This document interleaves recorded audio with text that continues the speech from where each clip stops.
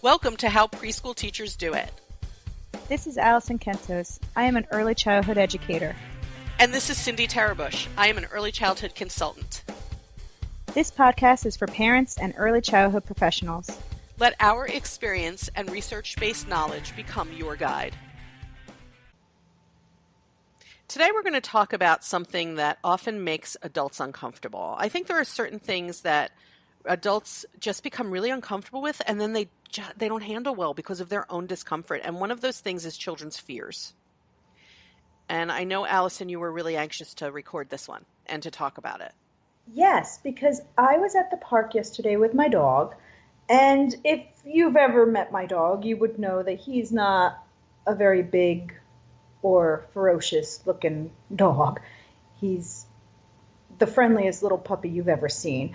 But there was this little boy that was walking around, and we got maybe 15 feet away, and this boy was with his brother and his mom, and he had this reaction. He just started crying, like Aww. all out crying, and he wouldn't walk any further.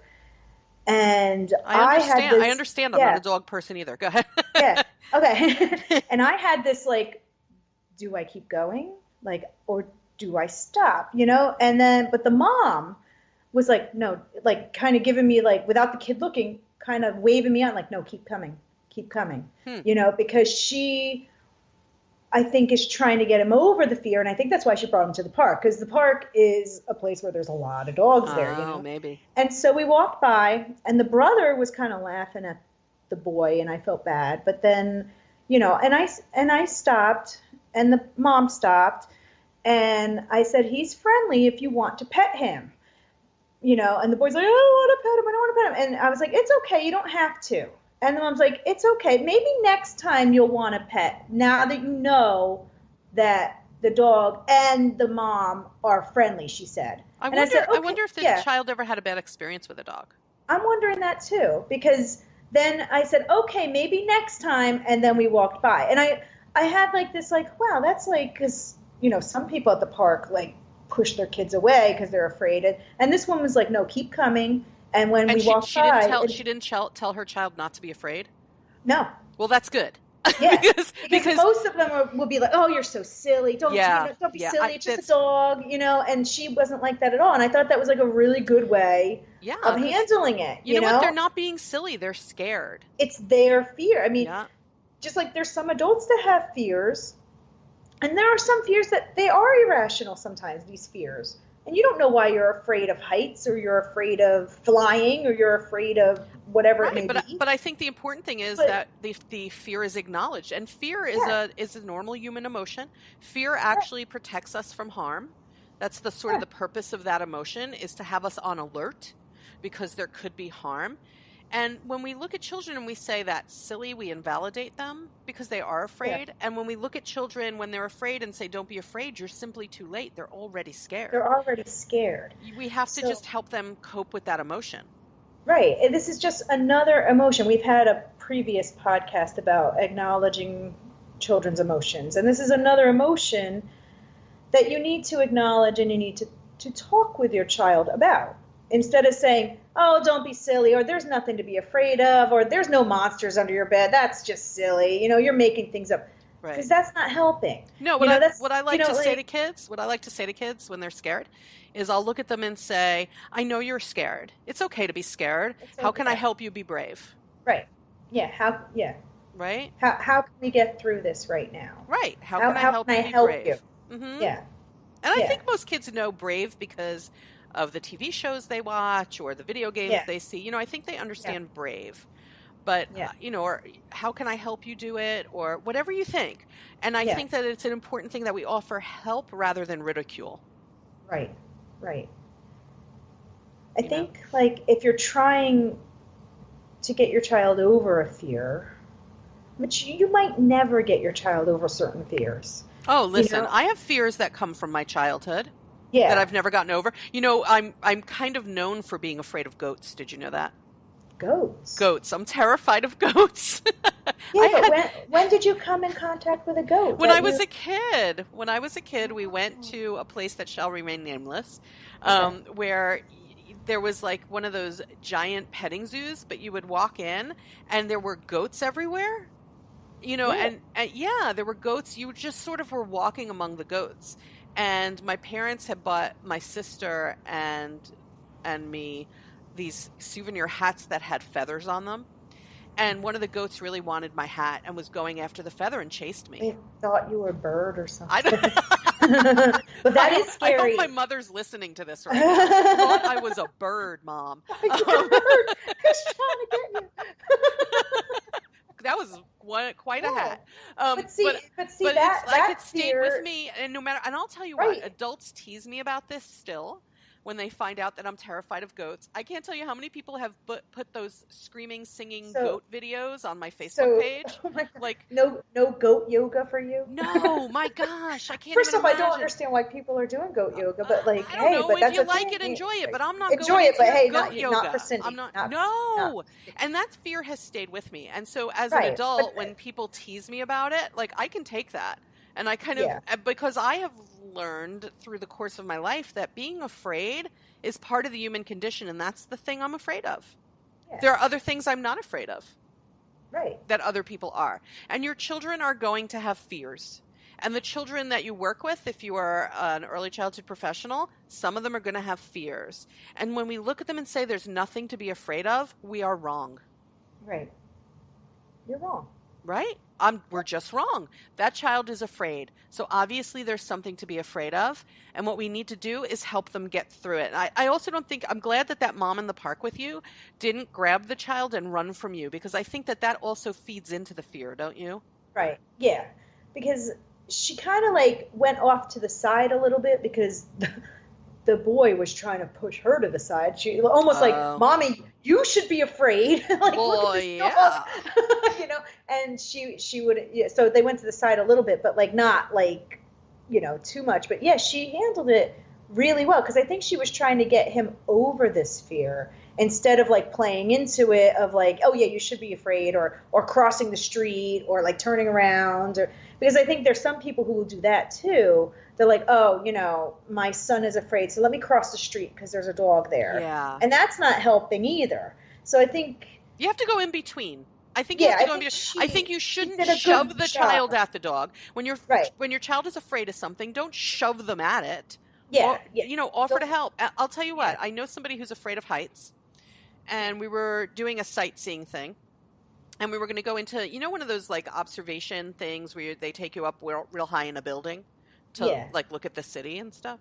So we were going to go do that. And I said, you know, I know you're scared of heights. Do you want to come and do this? And she was like, no way. And I said, are you sure you don't want to try? Like, you don't have to be right by the window. We'll be there with you. And that's my way of saying to an adult, we'll help you. And I said, we'll be there with you. And you don't even have to go right by the window. And she was like, no way. And that's when we said, okay. Yeah. You know, we'll figure out, maybe we'll divide up and some of us will go up and some of us will wait with you. And, you know, we didn't kind of tell her she was silly or. Right. Well, that's the thing. You wouldn't tell an adult that. Right. I don't think. Like. So then why do we tell kids that? But that also, that's something that I say about things we say to children all the time. You know, why would you say that to a child if you wouldn't say it to an adult, if we're trying to teach respect? And I want kids to know that they're respected and their emotions are a part of them and they are totally and wholly respected, right? Right. And I want them to know that they are valid, because children integrate all these messages that we give them. And when we're constantly knocking them down for their fears, they think there's something wrong with them. Yeah. You know, and I also want to somehow give children the message that they can try things. And I think some are more willing to do that than others. Yeah. And that's part of your temperament, I think. It's part of who you are, how you were born. This is your temperament. This is, just a part of your innate who you are. I do think it is your temperament, because I'm willing to try most things. Like, I'm willing to go do, like, but my mom is not so willing to try things. So I know I didn't get it from her. You know what I mean? You know what I mean? Whereas I'm like my mom is one who has a lot of fear. Uh-huh. She's afraid to drive on the highway. She's afraid to drive in the snow. She's got a lot of Can't blame her fears. there. Yeah, but my brother has like no fears at all, and then he's got like It's your your typical temperament. fear, and then but I'm willing to like go a little bit past the fear. As much as I don't like to drive on the highway, I'm like, but that's the quickest way to get there, so I'm not going to make it stop me from going somewhere. You know what I mean? Like, So what do you think? Here's a question. What do you think about kids who are afraid to go to school for some reason? There have to be things that are negotiable and not negotiable. I don't have to make you pet the dog. Worlds aren't spinning on right. that. But going to school is a responsibility. Well, I think you had to ease their minds about school, and I think sometimes we're not doing that, like, Well, I think families need to work with the school, yeah, I think you need to and you all work. need to strategize together as You need to, partners. yeah, yeah. I mean, I get kids in my class. Trust me, they're afraid to go to school. They've Yeah, I'm never sure. been They're to, little. they're They're little, young. and Yeah. they've never been to school before. And here they are. They're not showing up to a little building that's a preschool. They're showing up to this big elementary school that has fourth graders in it that are taller than I am. Yeah. Okay, so it's scary. I mean, it's scary to them. It can be, so you just have to, you as a parent need to be like, this is a safe place. If your school has a meet and greet, like my school has meet and greets before the first day of school. Yeah, they actually should. If you all are working in Yeah. a school and they don't do a meet and greet that includes the children before the Suggest school it. year, you should Yeah. suggest it. I always did that. When I was directing a school, we always had we called it Meet the Teacher. Yeah. And the kids would come in for maybe 45 minutes and see their classroom, meet the teacher, Yeah. meet their classmates, and play for that 45 minutes so that they had some context when the parents were like, okay, I'm taking you to school. Yeah, I think it helps a lot. Yeah. I think it helps a lot because it not only alleviates the fear that the kids have, but in my case, some of these parents that I have, it's their first time dropping their kids off anywhere, and they're scared too. And they pick So, that up, and kids yeah, know that, and they pick but that up. yeah, So we have so to be really careful. So when you have the meet and greet, you have the kids who are able to play, and they're like, oh, okay, this place isn't so bad. Here's some friends. My teachers are all right. This is my room. But then you have the parent who also gets to be like, oh, okay, I got to meet the teacher. She seems like a nice person. She seems like she knows what she's doing. I got to see my child play with other kids. Maybe this isn't so bad, and you get this, and then it alleviates fears on both ends, No, I think as the children get older, because early childhood does include through third grade. And I think Yes. as the children get older, these fears, especially fears having to do with school, can be really challenging for Yeah. parents. There's a big difference between 2 to 5-year-olds and then a third grader being afraid of school. And I think it is essential that the family partners with the school to try and figure this out, to help support the child, to give the child, what they may need in terms of being able to contact you and not feeling so Right. separated They from you. partner You with can work out your, strategies with your school. yeah, And I'm sure and that the school has people, or I hope the school has oh, people, who are expert in that. I feel like yes, we should do, as we conclude, we should do this disclaimer. Allison and I are not therapists. no, We are not psychologists, but we are experts in child development, and we do have experience with children who are afraid.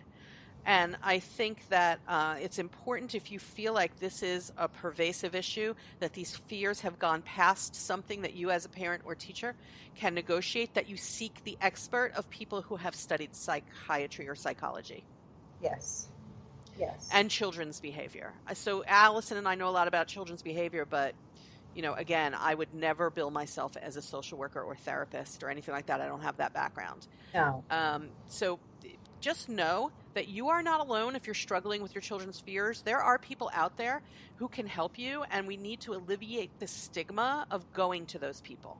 It shouldn't be a stigma. When people think this is beyond my ability to deal with, I need to seek an expert. That's what those therapists are. right, So just look for a good one is my advice. To get recommendations, look for a good one. And hopefully the information from today's episode, along with whatever other expert advice you seek, will help you to have your children know that their fears are okay and that they actually can learn to cope. If you are interested in more information about our work, me and Allison, you can check us out. I have a website. The website address is helpingkidsachieve.com. You can also email Allison at AllisonJoy79@gmail.com. Right. And my book, so you know, my book, Teach the Whole Preschooler, does have a chapter about children's emotions and coping with children's emotions. So you can check that out at all booksellers, Barnes & Noble, Amazon, wherever it is you look for books. And we hope that you will listen again next time. Subscribe and share this podcast.